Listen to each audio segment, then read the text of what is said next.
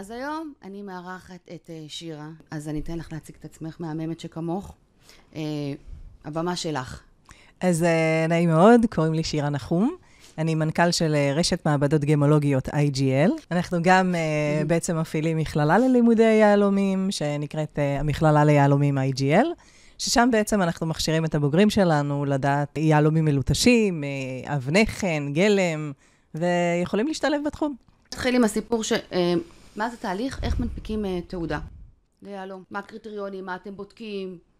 יש לנו בעצם מעבדה, שאנחנו מבצעים בה בדיקות קפדניות. בשלב הראשון אנחנו קודם כל עושים את הזיהוי של יהלום טבעי, יהלום מעבדה, יהלום שעבר איזשהו סוג של טיפול השבחה, כדי לדעת באמת מה יש לנו בידיים. משם יש את הבדיקה הקלאסית של ה-4Cs, לדעת את הצבע, את הניקיון, ליטוש, עבודות, קרת.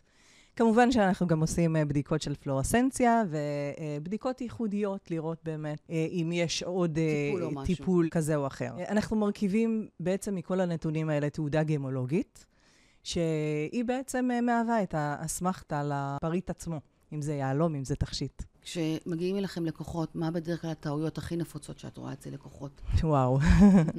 לרוב לא מכירים תעודה גמולוגית מהי. איפה את עומדת בסיפור הזה? תראי, יש לנו לקוחות שגם מ-10 ו-20 נקודות מוציאים תעודה גמולוגית, כן. בשביל השקט הנפשי של הלקוח, כן. בשביל שבאמת ידע מה הוא קיבל, במיוחד גם אם מוכרים דרך האונליין, אז זה הרבה יותר קל לקנות תעודה שמכירים בעולם. מישהו מגיע עכשיו, הוא רוצה לעשות הערכה לתעודה. הערכה ליהלום. הוא מגיע אליכם, כמה זמן זה לוקח? זה לוקח בין יום ליומיים.